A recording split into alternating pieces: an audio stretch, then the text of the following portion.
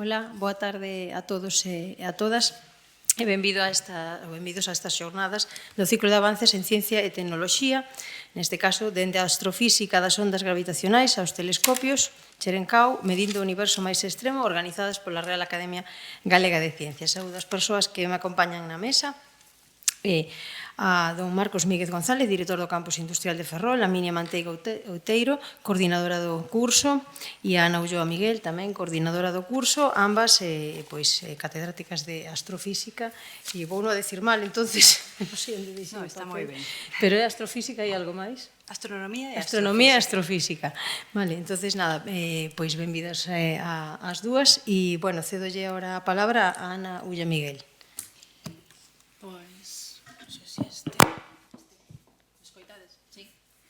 Moitísimas grazas. Realmente estamos encantadas de estar aquí. Agradecemos moitísimo a colaboración. Nos escoitan. Bueno, igual me escoitades sin micro de todas formas, sí, non? Aquí mismo. Vale, agora teño doble. Nada, estaba dicindo que moitísimas grazas, que simplemente estamos encantadas de estar aquí. Esta é unha oportunidade boísima de compartir o coñecemento do universo en uns temas tan punteiros, de verdade que sí, creo que nos vai encantar a todos esta sesión, e moitísimas gracias pola acollida, realmente é o que quero decir. Pois ten agora a palabra a Minia Manteiga Outeiro. Gracias, Ana. Bueno, yo voy a hablar en gallego. Ya sé que algunos de vosotros no sois galego parlantes, que decimos aquí, pero me vais a entender bien. Voy a hacer una breve introducción a lo que es esta sesión. Bueno, pues en primer lugar, quiero decir que no nome da Real Academia Galega de Ciencias e no de Ana Ulla e o meu, damoslle a benvida á segunda sesión de ciclo Avances en Ciencia e Tecnoloxía, adicado este ano ás fronteiras no estudio do universo. Este é un ciclo que organiza a Real Academia Galega de Ciencias cada ano, patrocinado por a Diputación da Coruña, que intenta presentar á sociedade temas punteiros en ciencia e tecnoloxía. O ano pasado versou sobre intelixencia artificial e este ano é sobre o universo. Agradecemos sinceramente ao Campus Industrial de Ferrol e á Universidade da Coruña a súa colaboración na organización deste evento. E vamos a reflexionar brevemente un pouco sobre la importancia que tiene plantearnos temas tan básicos y fundamentales como los que tienen que ver con el estudio del universo. A astronomía é unha das ciencias máis antigas e fascinantes, acompañando a humanidade desde tempos inmemoriais. Dende as primeiras civilizacións que observaban o ceo nocturno ata os avances tecnolóxicos actuais, a astronomía foi sempre unha ponte entre o coñecido e o descoñecido, impulsando a curiosidade humana cara aos confíns do universo. Da man de expertos de renome, de persoas que laboran en temas en vanguardia, punteiros, que son especialistas nos seus temas e que son ben conocidos na comunidade internacional, neste ciclo de conferencias estamos a explorar 4 temas fundamentais que abarcan desde a orixen do cosmos, cosa da que falamos onte, ao estudio dos fenómenos máis enerxéticos e violentos do universo, do que trata a sesión de hoxe, a procura de vida extraterrestre e a exploración espacial nos nosos días, dos que versarán os 2 días que nos quedan de curso, o mércores e os xoves. Nesta segunda sesión do ciclo, adentraremosnos no universo das altas enerxías, explorando os fenómenos extremos a través de ondas gravitacionais e os detectores Cherenkov. A combinación de datos de ondas gravitacionais e observacións Cherenkov permiten estudar os obxetos astronómicos máis extremos, como as estrelas de neutróns e os buracos negros, ofrecendo unha visión máis completa da súa naturaleza. Iremos da man neste percorrido con 3 expertos cuxa investigación está á vanguarda neste tema. A primeira conferencia será impartida por Juan Calderón Bustillo, investigador Ramón y Cajal no Instituto Galego de Física das Altas Enerxías, que previamente tivo unha Junior Leader Fellowship da Fundación La Caixa tras períodos postdoctorais no Georgia Tech e na Universidade Monash de Australia. O seu campo de estudo é a detección e análisis de sinais de ondas gravitacionais. A continuación, nos dará unha conferencia Rubén López Coto, que é científico titular no CSIC, no Instituto de Astrofísica de Andalucía. Previamente foi investigador Ramón y Cajal e investigador postdoctoral no Instituto Max Planck de Heidelberg e no Instituto de Física Nuclear de Padova. O seu traballo céntrase no estudio das fontes compactas galácticas e a aceleración e propagación de raios cósmicos en telescopios Cherenkov. Finalmente, Teodoro Muñoz Darías, que é científico titular no Instituto de Astrofísica de Canarias, tras pasar por períodos predoctorais na Universidade de Oxford, na de Southampton ou en Brera. O seu campo de estudio son os sistemas binarios de obxectos compactos, como os buracos negros e as estrelas de neutróns, e os procesos de alta enerxía mediante os que interactúan estes obxectos. Pois nada máis, tras esta breve introducción, vamos a dar entrada a las 3 conferencias. Vamos a reservar o turno de cuestións para o final.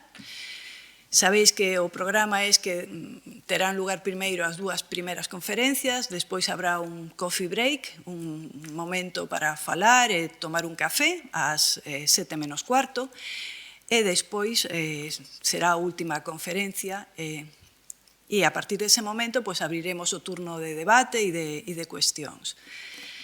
E nada máis, pois adelante, pois Marcos, sí, quería... Ten a palabra Marcos Míguez. Perdón, sí.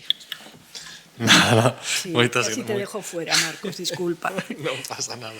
Moitas gracias. Bueno, pola miña banda, benvidos, quería darvos a benvida a todos ao campus industrial de Ferrol. Recalcar un pouco o que xa dixeron as profesoras Ana Ulla e Minia Manteiga, pero dende outra banda, non dende o campus industrial da Universidade da Coruña. Para nós é un placer e unha honra manter esta colaboración coa Real Academia das Ciencias de Galicia, porque penso que ademais compartimos un mesmo obxectivo, entre outros, que é o de difundir o coñecemento da técnica, da tecnoloxía, da ciencia coa sociedade. Así que quería agradecer ao presidente da Real Academia Galega das Ciencias, a Juan Lema, por manter viva esta colaboración, e evidentemente tamén as profesoras Minia Manteiga e Ana Ulla polo seu esforzo en levar a cabo este curso, que como comentaban ambas, pois é unha acción, eu penso que dun gran valor, pois para levar a cidadanía, para levar a sociedade as ponencias ou o coñecemento dunha serie de científicos que non hai máis que ver a presentación que acaba de facer Minia Manteiga, teñen un valor increíble.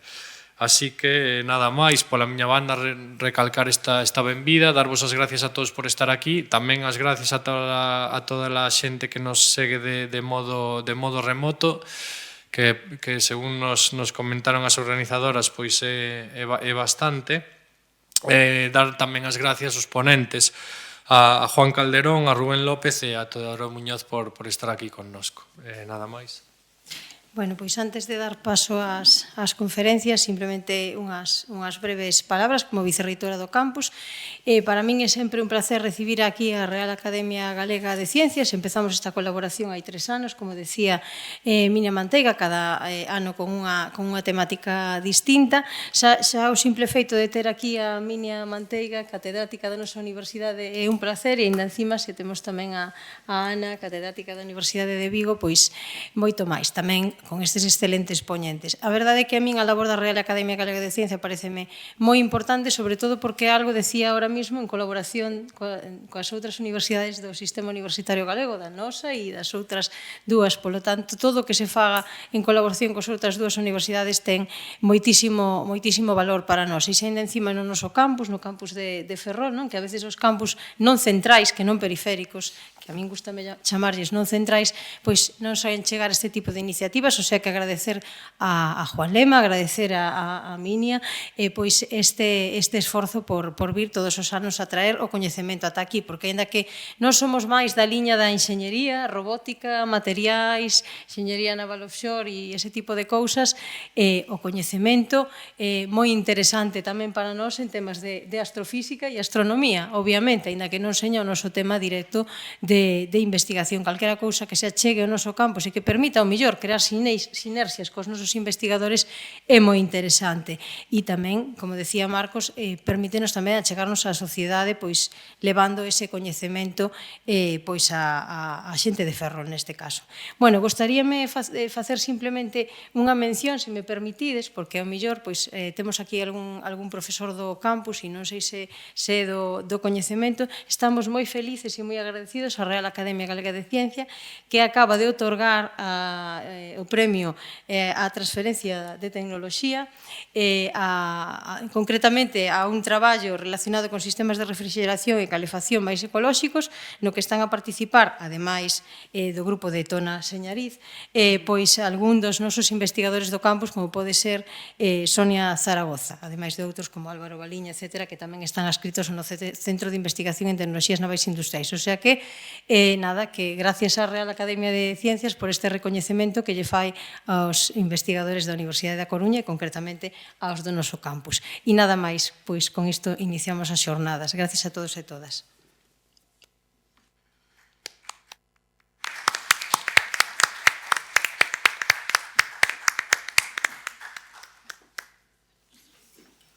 Bajamos, que se ve mejor, sí.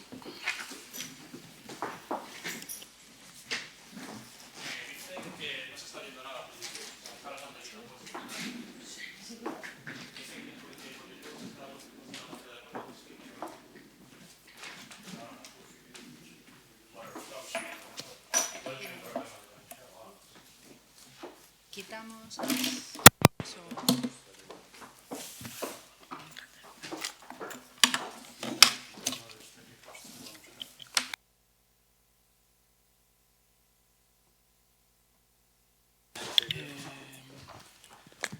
tengo que estar sentado. ¿Prefieres hacerlo de pie?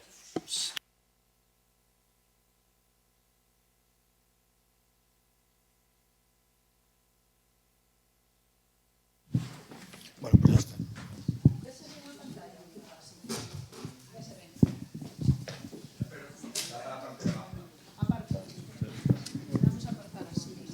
Sí. No, deja tranquilo, que eso no lo vamos a enchufar. Lo cambio con la mano.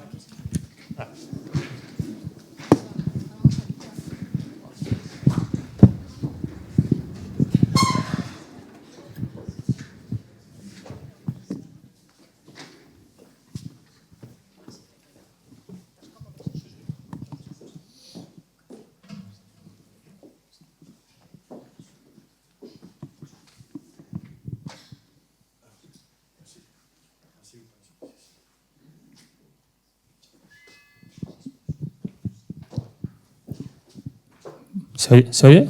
Vale, veo que sí. Bueno, pues cuando me digáis empiezo.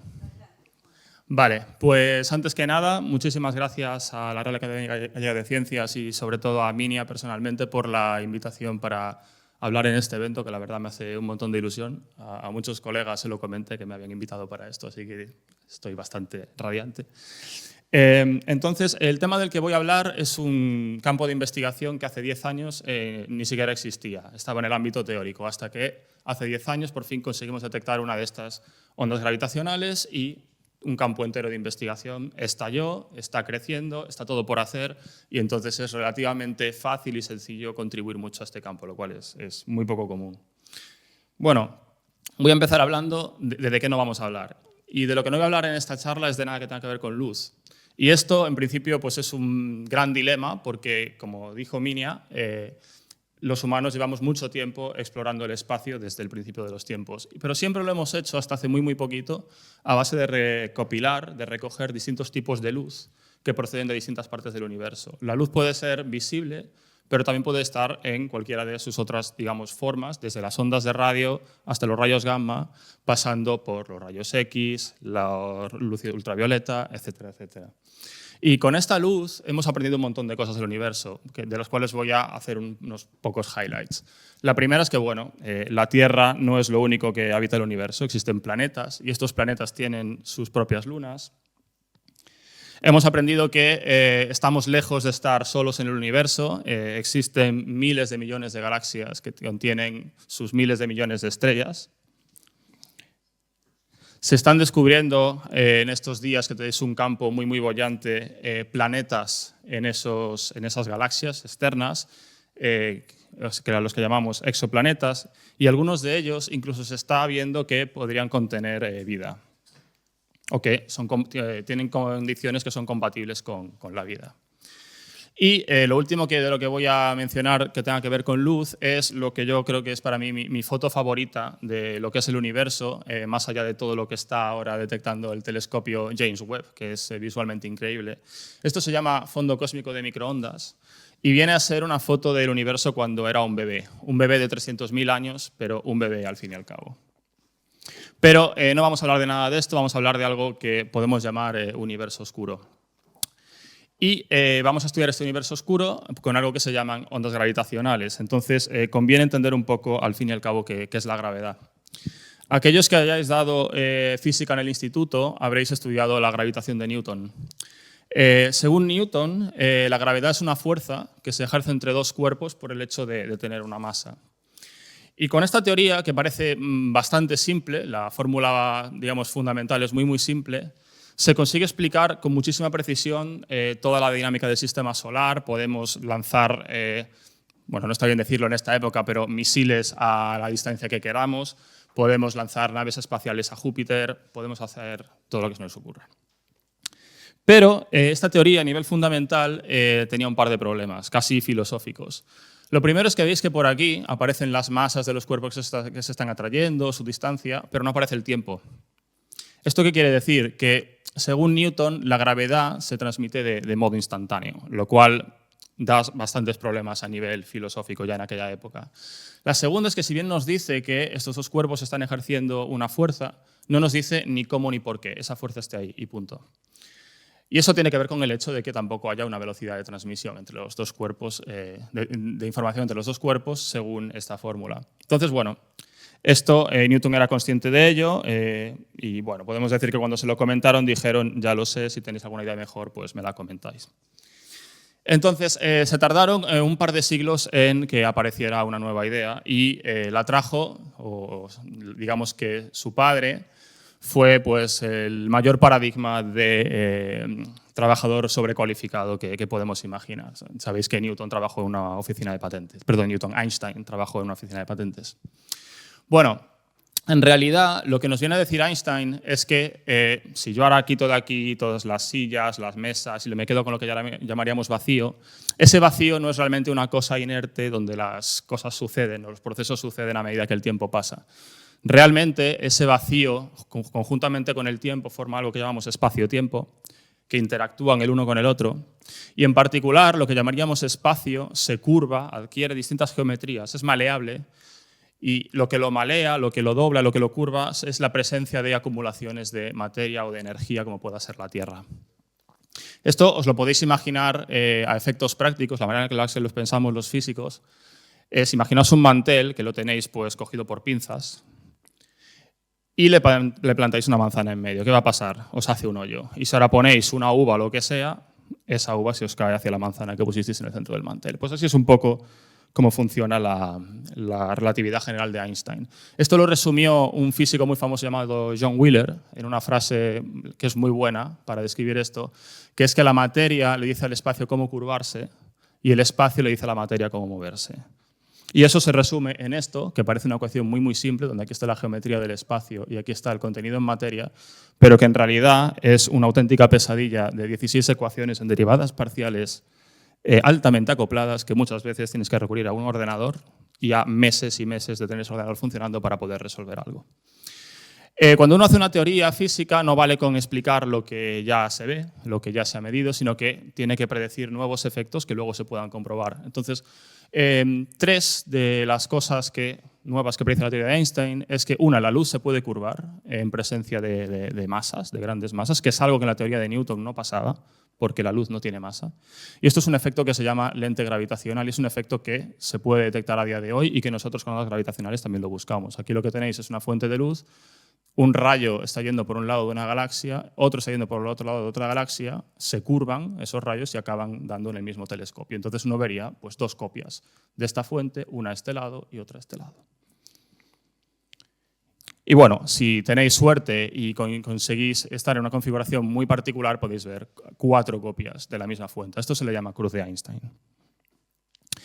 Otra de las predicciones de la que nos vamos a centrar hoy son los agujeros negros. Entonces, os presento un agujero negro. No sé qué esperabais ver porque esto es negro. Para verlos hay que ponerles algo detrás, algo que haga destacar que lo que hay en el centro es negro. Entonces, en este caso, hemos puesto un fondo estrellado y aquí podéis ver lo que es un agujero negro, que es esta mancha negra, que ahora os describiré de qué va. Un agujero negro lo podemos entender, es como una moneda pero con 3 caras, o sea, 2 caras y un canto. Se puede describir de 3 maneras. La primera, dejadme que vuelva la... bueno, voy a empezar por aquí. La primera propiedad es que son objetos extremadamente densos. Son los objetos más densos que hay en el universo. Si yo quiero coger el Sol y hacer un agujero negro que tenga la masa del Sol, tengo que compactarlo a un tamaño de unos 2 kilómetros, que es, podemos decir, pues el muy centro de Madrid, ¿vale? Entonces, estamos hablando de que es algo extremadamente denso y compacto. La característica quizás más famosa que tienen los agujeros negros es la famosa superficie de no retorno. Es decir, un agujero negro es una zona del espacio en la que si entras ya no vas a poder salir. ¿Y esto cómo se puede entender? El símil que me gusta hacer es el de una catarata. Imaginaos que estáis, bueno, por aquí atrás, yendo por el río, no sabéis que existe esa catarata, y estáis pues, en un barco que tiene cierta capacidad para navegar a cierta velocidad, es decir, para remontar cierto curso de un río. Va a llegar un punto, cuando os vayáis aproximando a la catarata, pues no sé, a 100, 200, 1 kilómetro de la catarata, donde el flujo de agua ya va a ser tan rápido que vosotros no vais a poder remontar, caso de que quisierais. Podéis no enteraros de que pasáis por esa zona. Lo único que vais a ver es que si quisierais ir para atrás, de repente os vais a encontrar que no podéis. Eso es lo que pasa en el borde de un agujero negro. Puedes atravesarlo, puedes ni siquiera enterarte, pero cuando quieras volver ya no podrás, porque la velocidad que necesitarías para salir de este agujero negro es mayor que la de la luz. Y nada puede viajar más rápido que la luz. La tercera manera tiene que ver con cómo se forman estos agujeros negros y qué podemos hacer con ellos. En principio, el mecanismo más normal o el más extendido que se piensa por el que se forman estos agujeros negros va de la siguiente manera. Las estrellas realmente son unos motores incandescentes, son cuerpos en los que están sucediendo una cantidad de explosiones enorme. Estas explosiones, estas explosiones que suceden son las que hacen que se ejerza una presión hacia afuera, que es la que sostiene la propia gravedad de la estrella, que lo que quiere hacer es compactarla. Llega un momento, como todos sabréis, en el que el combustible del coche se acaba, pero la estrella no puede repostar. Entonces, lo que sucede en ese momento, en muchos casos, dependiendo de la masa de la estrella, es que esa estrella pega un estallido en forma de supernova, y en el centro nos quedamos con un núcleo que acaba colapsando sobre su propio peso y que acaba formando un agujero negro. Estoy poniendo los dinosaurios arriba porque el estudiar agujeros negros, que al final y al cabo son cadáveres de estrellas, nos permiten entender qué estrellas pudieron dar lugar a esos agujeros negros, cómo se formaron y muchas veces incluso en qué entornos estaban presentes. Los agujeros negros nos gusta mucho clasificarlos en términos de su tamaño, que al final al fin y al cabo es lo mismo que clasificarlos en base a su masa. Entonces, los estoy dividiendo más o menos en 4 grupos. Empezamos por los agujeros negros, digamos, que se forman por colapso de estrellas, que llamamos de masa estelar, que andan entre las 3 y pico y unas 65, 40 masas solares más o menos. Luego aparece un gap, donde en principio uno no debería encontrarse agujeros negros que se formen por el colapso de una estrella. Y esto es por cómo funciona el colapso de estas estrellas. En el otro extremo de la escala tenemos los agujeros negros supermasivos, que son agujeros de a partir de 100.000 masas solares, que pueden llegar a millones, decenas de millones, cientos de millones, que se albergan en los centros de la mayoría de las galaxias. Y en el medio, la verdad es que hasta ahora no hemos visto nada, pero como los agujeros negros en principio no tienen una escala, no deberían tener masas preferenciales, se piensa que tiene que haber algo aquí en el medio. Y por eso, bueno, pongo un billete de 500 euros, porque es esa cosa que sabemos que tiene que existir, pero poca gente ha visto. Los agujeros negros pueden formar parejas. Los cuerpos celestes tienden a formar parejas o sistemas, como por ejemplo Tierra-Sol, Tierra-Luna, etcétera, etcétera. Pues los agujeros negros también pueden formar parejas. Esperad que me asegure que esto no tiene sonido, perfecto, así que ahora ya le podemos dar. Cuando los dos agujeros negros se encuentran, empiezan a hacer un movimiento de órbita, como la Tierra y el Sol.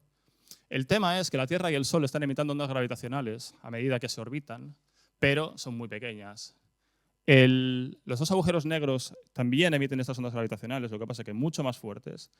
Y entonces, ese sistema acaba perdiendo energía por esa emisión de ondas gravitacionales, y cuando tú pierdes energía, al final la gravedad siempre gana. Y al ganar la gravedad, lo que se produce es que los dos agujeros negros se fusionan en uno solo, emitiendo un pico de ondas gravitacionales que ya os enseñé en otra simulación. Y estas ondas gravitacionales ahora tienen la capacidad de viajar por el universo ininterrumpidamente sin que nada las bloquee. Esto es porque sabéis que la gravedad no hay manera de bloquearla. Se puede bloquear el campo eléctrico, pero no la gravedad. Y en un momento dado van a llegar a la Tierra, esto está muy exagerado, no os asustéis, y van a pasar por la Tierra. Y van a provocar un efecto en ella y en todo lo que encuentren a su paso, que es deformar aquello que encuentran. Y la deformación que producen, aquí no está muy clara en esta simulación, bueno, en este vídeo, pero es un efecto como el siguiente. Si me impactara una onda gravitacional de frente, lo que haría sería hacerme más pequeño y más delgado, y más grande y más alto y más ancho, alternativamente. Esto una vez de una conferencia en Madrid dije que me iría transformando de Pedro Sánchez a Almeida, y bueno, la gente lo cogió bastante bien.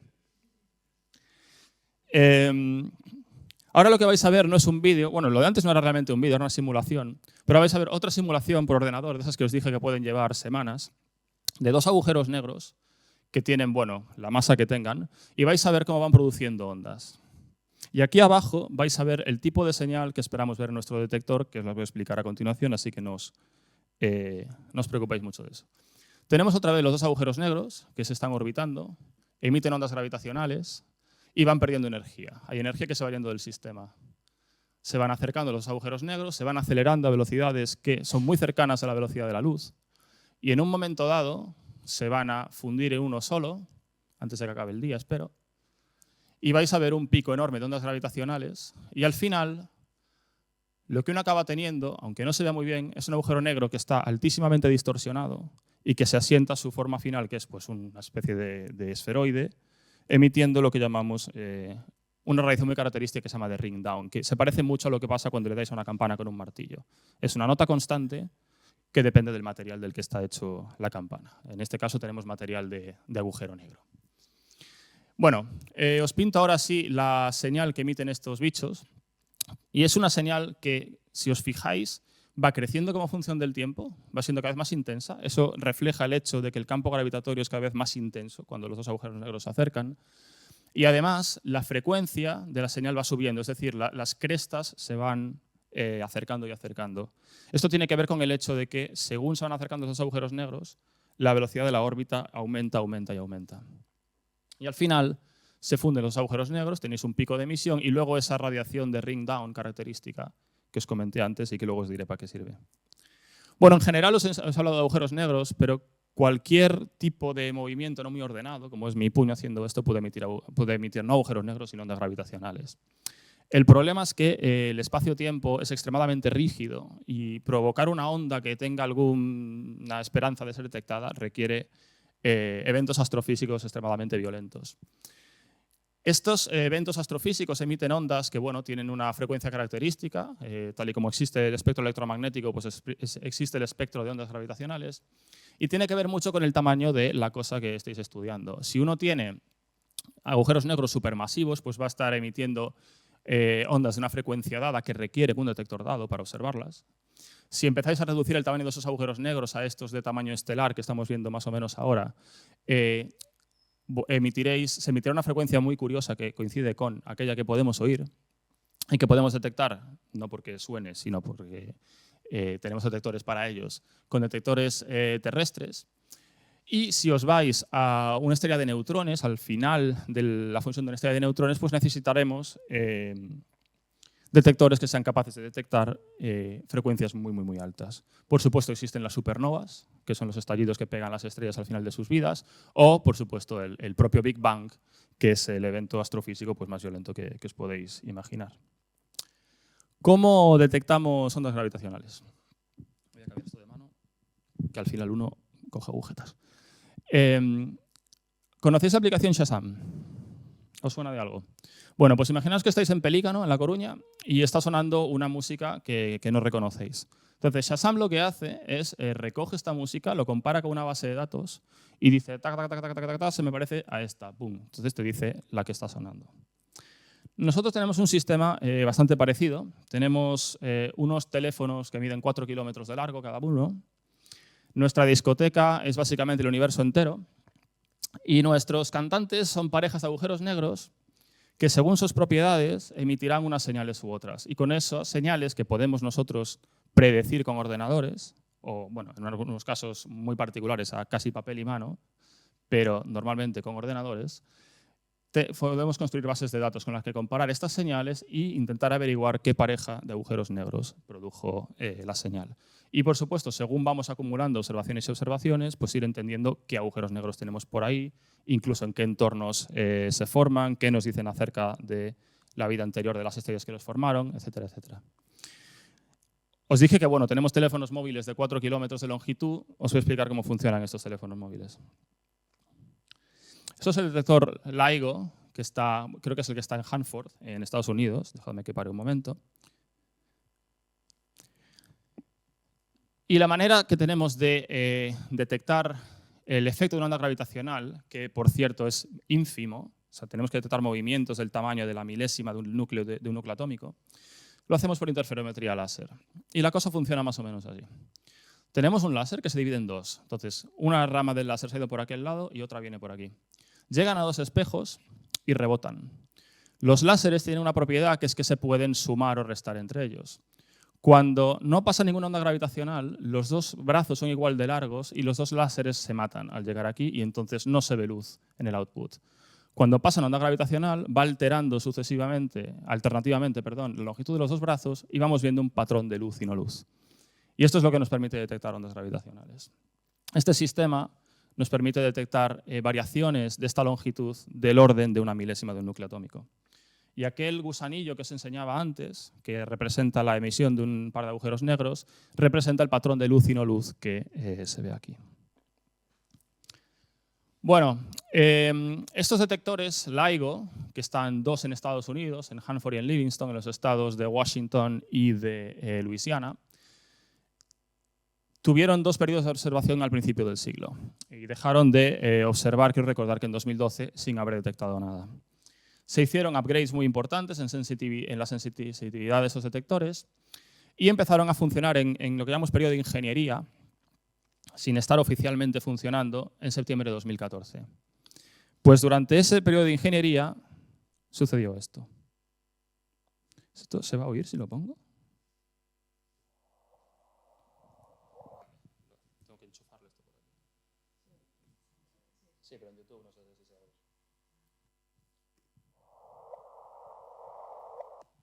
Bueno, ese sonido que habéis oído, que es lo que llamamos un chirp, una señal que sube de frecuencia y de intensidad según avanza el tiempo, es lo que hace una onda gravitacional. Entonces, lo que estáis viendo aquí es la señal que se detectó en Hanford, la señal que se detectó en Livingston, que están a 3.000 kilómetros de distancia.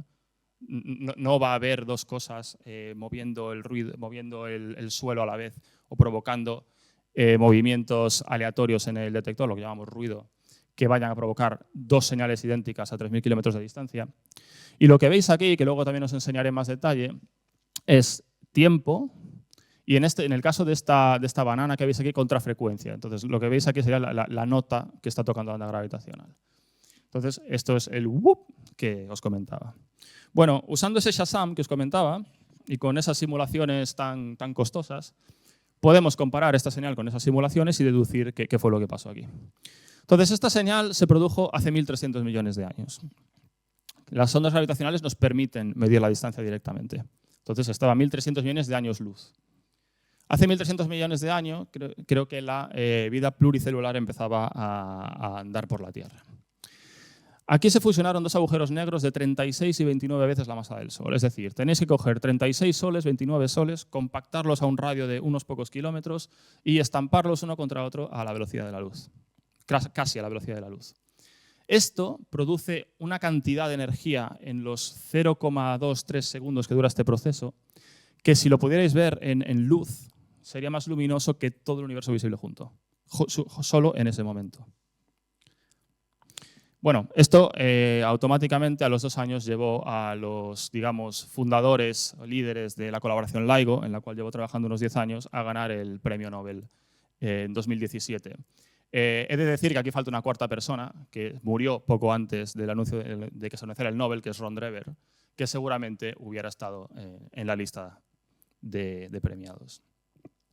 Bueno, a día de hoy, esto fue en 2015, como os comentaba, a día de hoy, 10 años después, tenemos más detectores. Luego os diré por qué es esto, para qué necesitamos esto. Uno de ellos está en Italia, en Pisa, que empezó a funcionar en 2017, y uno acaba de empezar a funcionar en Toyama, en Japón, que es Kagra. Falta por unirse en los próximos años a la red terrestre, luego ya mandaremos detectores al espacio, un tercer detector LIGO en la India. Bueno, esto es un resumen de todos los eventos de ondas gravitacionales que se detectaron hasta la última vez que publicamos un catálogo de detecciones. Hay unas 100 y lo que podéis ver aquí en esta cosa que parece el águila de Armani es los eventos descritos del siguiente modo. Aquí tenéis masas, 2, 5, 10, 20, 50, 200 masas solares. Estos dos bits, en cada flecha tenéis cada uno de los procesos o de los eventos. Aquí tenéis las masas de los dos agujeros negros que se unieron para formar el del final, que es más pesado, por supuesto. La suma es prácticamente la suma de las dos masas y está al final. Yo me centro en el estudio de todo esto, me centro básicamente en estos bichos de aquí arriba, en los más masivos, que desde mi punto de vista son los más interesantes y será el siguiente evento en el que haga hincapié. Pero antes, dejadme que os diga que, bueno, que la colaboración LIGO, que maneja, que construye y maneja los datos de estos detectores, está compuesta por más de, que yo recuerde, 70 universidades y más de 1000 personas, entre los que nos encontramos el grupo de la Universidad de Santiago de Compostela, pero también hay más grupos en España, bueno, hay un grupo más en España, en LIGO, que es la Universidad de Baleares, que es donde hice mi doctorado. Aquí veis, bueno, a medida que aumentamos la sensitividad de los detectores de periodo en periodo de observación, lo que pasa es que vamos detectando más eventos por unidad de tiempo. Entonces, ahora veis que durante el primer periodo de observación, que duró casi un año, se vieron 3 eventos y 5 años después tenemos pues casi 100. Y aquí hay unos highlights de ciertos eventos que son particularmente interesantes que iremos revisando. Este ya os he hablado de él, es 150914. Somos muy poco originales cuando nombramos estas cosas, es la fecha. Y dejadme que empiece diciéndoos para qué vale este pedazo de emisión de aquí, que es lo que llamaba ring down. Bueno, la parte temprana de la emisión, al estudiarla, nos permite saber pues, las propiedades de los dos agujeros negros por separado. Y antes de eso, incluso, quería hacer con vosotros un curso de agujeros negros 101, como se dice en Estados Unidos.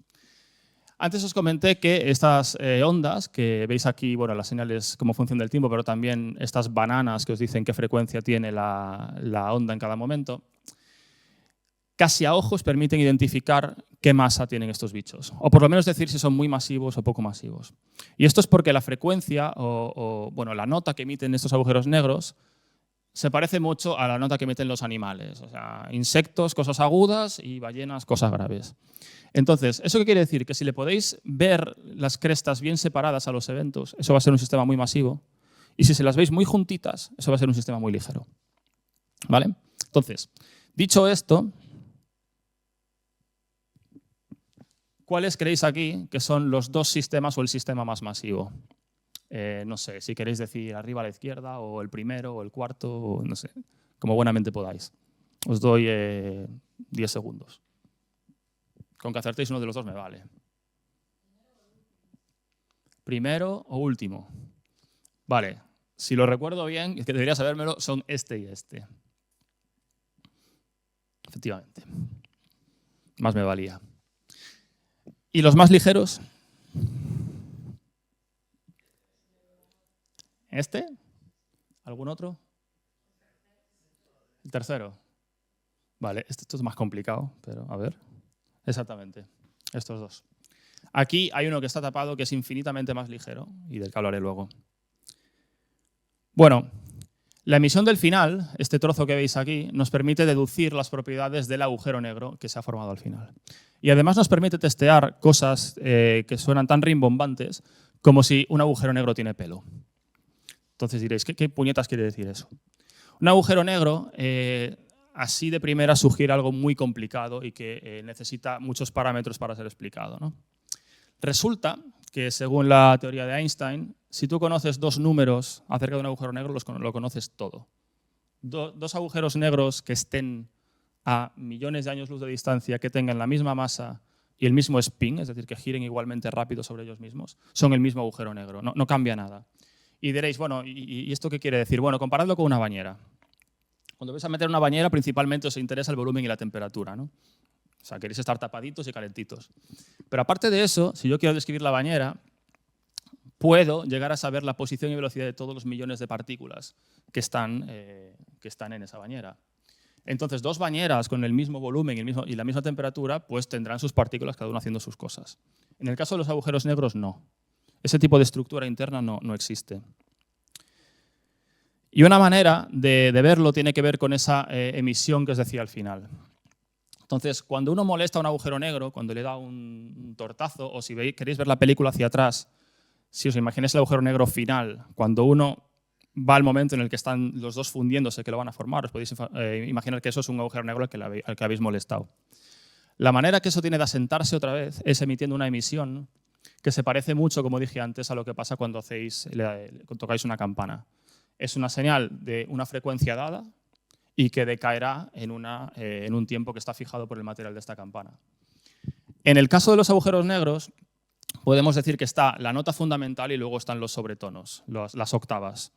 Entonces, una manera de estudiar si estos agujeros negros están tocando la música que les toca y por lo tanto si tienen pelo o no, es decir, vamos a detectar dos tonos de ese proceso de asentamiento del agujero negro y dado el primero, que nos permite, si queréis, decir qué material o qué spin en este caso tiene el agujero negro, vamos a ver si el segundo coincide con lo que tendría que ser. Si no coincide, es que ese agujero negro no funciona como nos dice Einstein. Entonces, aquí lo que tenéis es el primer intento, y esto sí que es una gráfica de un artículo científico, donde se intenta medir cuánto se desvía esa segunda nota, tanto en frecuencia como en duración, de lo que se esperaría dada la primera nota. Y lo que podéis ver aquí es que, bueno, el resultado, primero, es un poco una chapuza, porque podría ser cualquier cosa, pero pica en cero. El resultado más probable es aproximadamente 0. Entonces, con cierta confianza, un 20%, se puede decir que, bueno, de momento los agujeros negros se comportan como se esperaría. Segundo evento, ahora sí, ya me meto en la recopilación de eventos. 17-08-14. 2017 fue un año extremadamente productivo para la astronomía de ondas gravitacionales.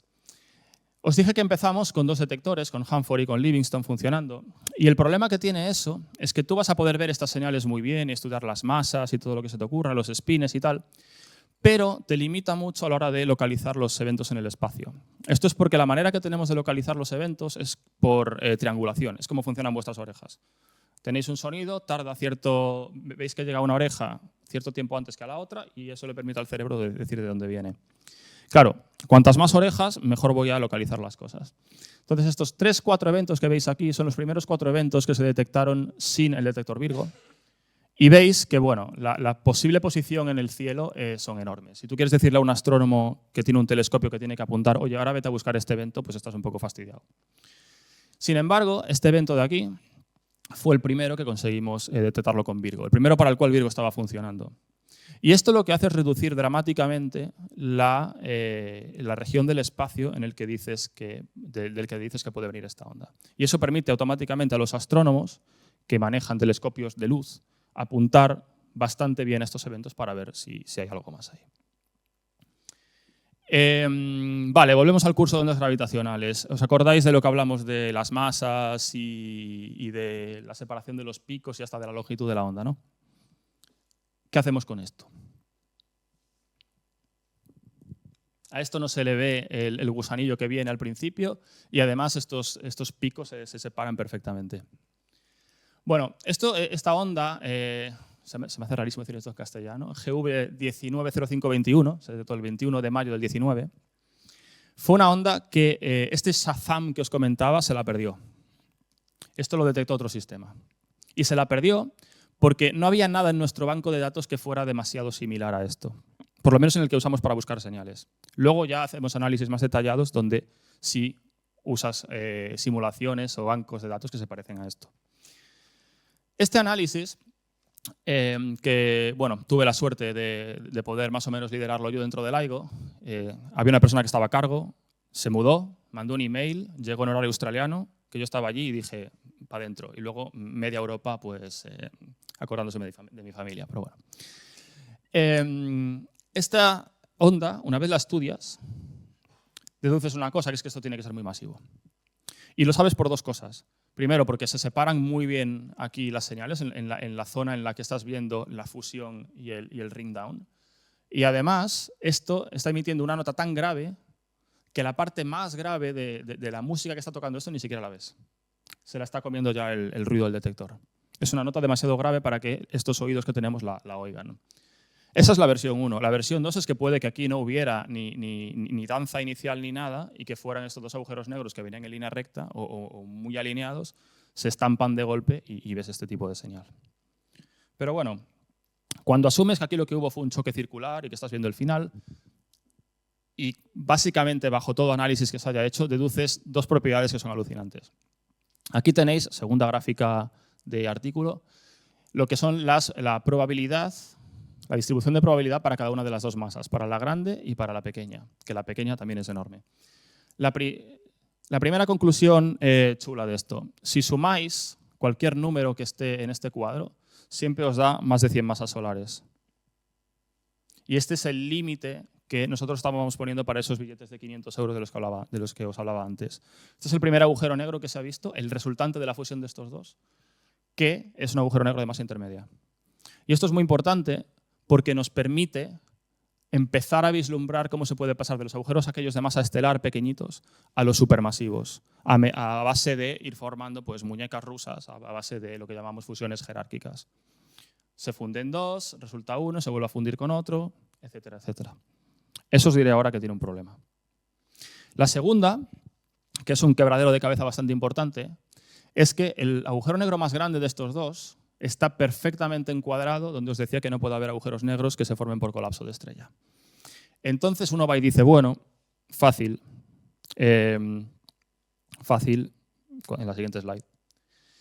Uno dice, fácil, vale, aquí lo que ha pasado es que se fusionaron dos, dieron lugar a este, quizás el otro también es lo suficientemente masivo para que hagan falta otros dos para dar lugar a este otro, y lo que hemos visto ahora es estos dos bichos que ya se formaron de fusiones previas fundirse y dar lugar a este agujero negro de masa intermedia. Eso, así dicho, es muy fácil,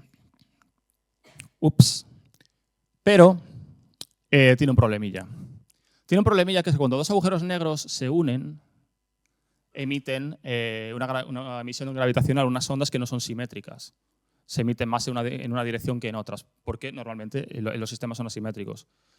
¿Os suena eso algo del día a día? Bueno, no del día a día, pero cuando disparáis una escopeta, ¿qué pasa?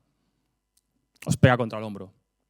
En este caso, lo que va a pasar es que para un lado vais a tener muchísimas ondas gravitacionales y para el otro hay pocas ondas gravitacionales y un agujero negro que sale despedido. Y este agujero negro puede salir despedido a velocidades que pueden llegar a miles de kilómetros por segundo, que básicamente es suficiente para echarte de cualquier tipo de entorno estelar. Entonces, este agujero negro va a salir de su galaxia, se va a encontrar en el entorno intergaláctico, que es como Estados Unidos, no hay nadie, entre ciudad y ciudad, y ya jamás te fundirás con nadie. Entonces, explicar ese agujero negro por este proceso no es sencillo. Necesitas tener aquí unas propiedades muy, muy particulares para que este bicho nazca con una velocidad pequeñita y se pueda quedar retenido pues, en su entorno y volver a fundirse. Realmente, perdón por el mareo, no tenemos ahora mismo muy claro qué fue lo que provocó esto. Os decía que, bueno, que puede ser que aquí entraran dos agujeros negros sin danza ni nada y se estampasen el uno contra el otro, en lo que sería un choque muy excéntrico. Pero además es muy curioso que, aunque no se ve prácticamente nada de la hipotética espiral que hubo aquí antes, de la hipotética danza, sí que si asumes que existió, automáticamente concluyes que esa espiral no tuvo lugar en un plano, tuvo lugar precesando. Y eso es porque esta señal sube muchísimo más rápido de lo que es posible si el sistema se queda en un plano. Estas dos cosas os las digo porque son importantes, porque tanto la excentricidad como la precesión orbital son señales de que este agujero negro no se formó por colapso estelar. Y además, algunos nos volvimos locos en su momento y dijimos, bueno, pues adiós agujeros negros, esto es muy difícil explicarlo así, objetos exóticos. Entonces, tenemos simulaciones de qué pasaría si chocan dos estrellas de materia oscura, que se llaman estrellas de bosones, y puedes reproducir este efecto perfectamente. Esto le encantó a la gente y entonces apareció en el Marca, en Science, bueno, ¿esto qué era? En la BBC, perdón, la revista de la BBC, y hasta hicimos una cosa súper chula con Quantum Fracture, que si la queréis ver, pues la verdad es que está bastante guay. Bueno, os dije que agosto fue fantástico para la astronomía de ondas gravitacionales. Pues un buen día de agosto pasó esto. Aquí, bueno, os mentí al principio, va a haber luz. Aquí lo que tenéis va a ser la bananita que corresponde a la señal que sea que vimos, y arriba vais a tener la medición del telescopio Fermi. El telescopio Fermi es un telescopio, lo diré mal, seguramente, de rayos gamma, creo que lo he dicho bien, que orbita la Tierra y que busca eventos altamente energéticos que emitan rayos gamma. Quiero poner el sonido. Vale. Entonces vamos.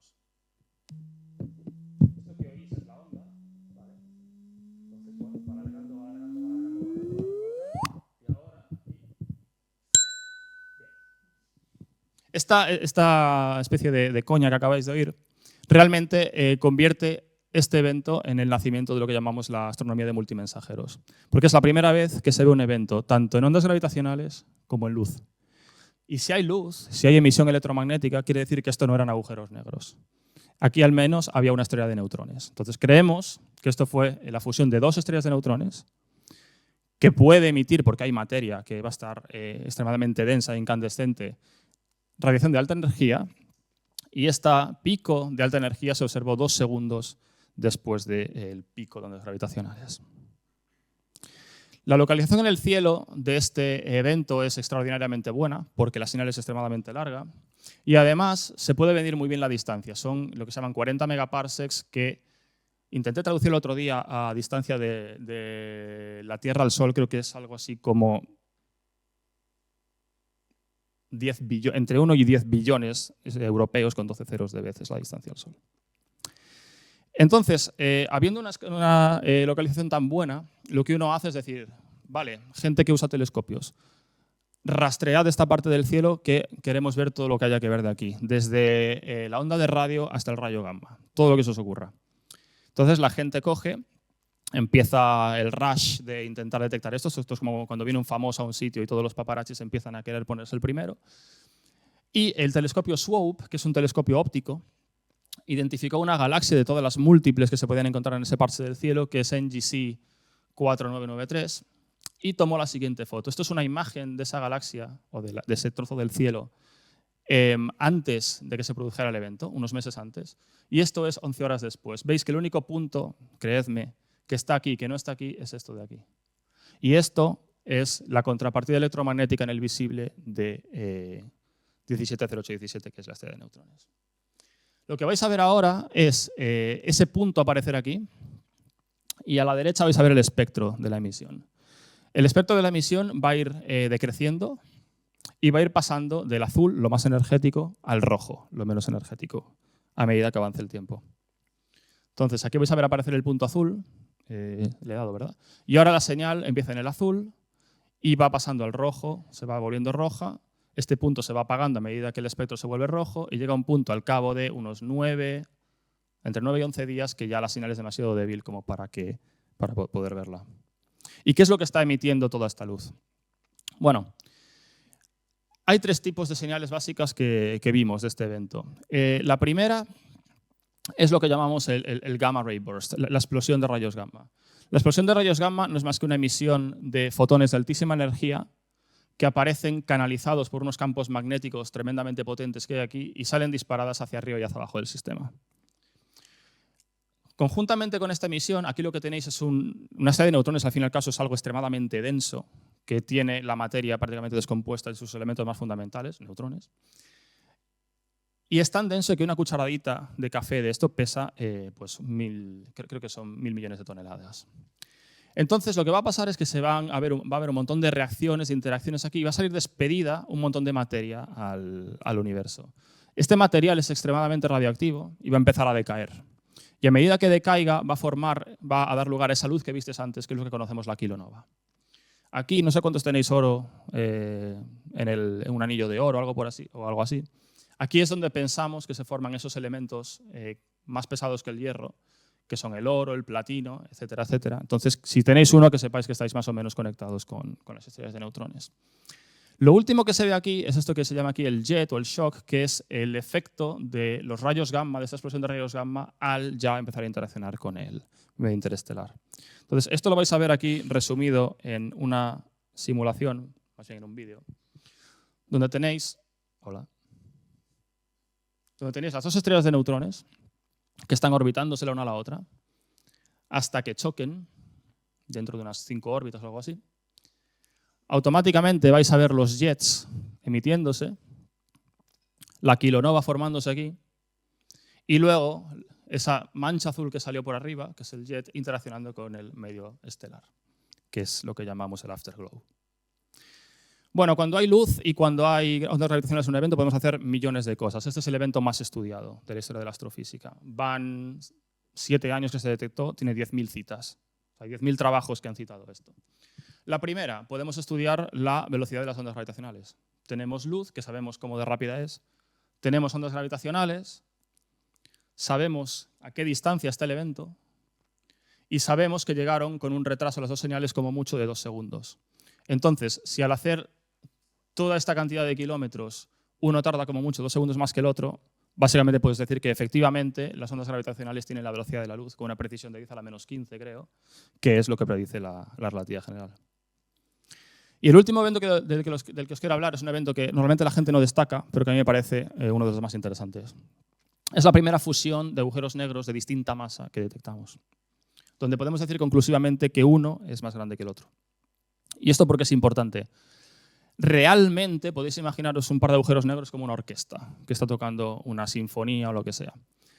Y entonces hay varios instrumentos. Lo que pasa es que esto es una orquesta muy particular. Va a haber un instrumento que domine todo, digamos la trompeta, y el resto de instrumentos solo van a aparecer en según qué condiciones. Realmente, una condición que necesitas es que precisamente los agujeros que el sistema sea simétrico para que estos elementos extra, estos instrumentos extra empiecen a tocar. Hay otra particularidad, que es que vosotros, cuando escucháis a una orquesta, escucháis lo mismo estéis donde estéis.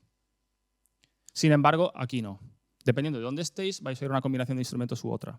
Entonces, esto os va a permitir entender muy bien dónde estáis alrededor de este sistema. Y os va a permitir ver muy bien, entre otras cosas, la inclinación del sistema con respecto a vosotros, que es lo que está aquí puesto. Entonces vais a saber decir muy bien si estáis encima, debajo, y eso a su vez os permite decir muy bien la distancia, con lo cual podéis estimar muy bien la distancia de esto. Pero de lo que quería hablaros tiene que ver con esa especie de patada que se llaman los agujeros negros, ya para cerrar, que tiene una velocidad dada, pero también tiene una dirección dada. Y esa dirección hay cosas en astrofísica para las que es muy importante. Entonces, si tú puedes decir muy bien dónde estás alrededor de un agujero negro gracias a estos instrumentos extra, y sabes que ahí hubo algo que define una dirección preferencial, que es este kick, esta patada, puedes decir exactamente dónde estás alrededor del kick. O sea, hacia dónde se fue disparado el agujero negro respecto a ti. Y esto, pues os lo doy en primicia, es la primera medida que hemos hecho 2 estudiantes y yo de la dirección de un kick respecto a nosotros. Aquí veis el evento, aquí está la Tierra, bueno, las posibles localizaciones de la Tierra, esta es la más probable, y las manchas de colores es por donde salió disparado el kick. Entonces, el agujero negro final, su trayectoria forma unos 37 grados con la dirección de la Tierra. Y esto, y se acabó aquí, es importante por lo siguiente. Os dije que los pares de agujeros negros no pueden emitir luz, pero eso no es del todo cierto. Cuando un par de agujeros negros se fusiona en un entorno muy, muy denso, el agujero negro que sale disparado puede encender ese entorno, puede encender ese gas y provocar una llamarada. Esa llamarada la pueden detectar los telescopios y con eso se puede hacer un montón de ciencia. El problema es que si quieres detectar esa llamarada, el agujero negro tiene que venir más o menos hacia ti. Si no, si se va hacia otro lado, el disco de acreción del agujero negro supermasivo que está aquí en el medio es muy denso y se va a comer esa llamarada de gemas laderas. Entonces, bueno, se acaba aquí la charla. Os he hablado de telescopios que están funcionando a día de hoy, observatorios de ondas gravitacionales. En el futuro vamos a mandar telescopios al espacio. El telescopio LISA se lanzará más o menos en 2034 y será capaz de ver estos agujeros negros supermasivos. Y el Einstein Telescope, que es otro proyecto europeo, que podrá ver el otro extremo de la banda, las ondas gravitacionales de altísima frecuencia, que son las que te permiten ver la fusión en sí de las dos estrellas de neutrones. Nosotros con ondas gravitacionales solo vimos la danza inicial, no el choque final. Y eso es muy importante, pues, bueno, para saber qué propiedades tienen las estrellas de neutrones. Y bueno, gracias.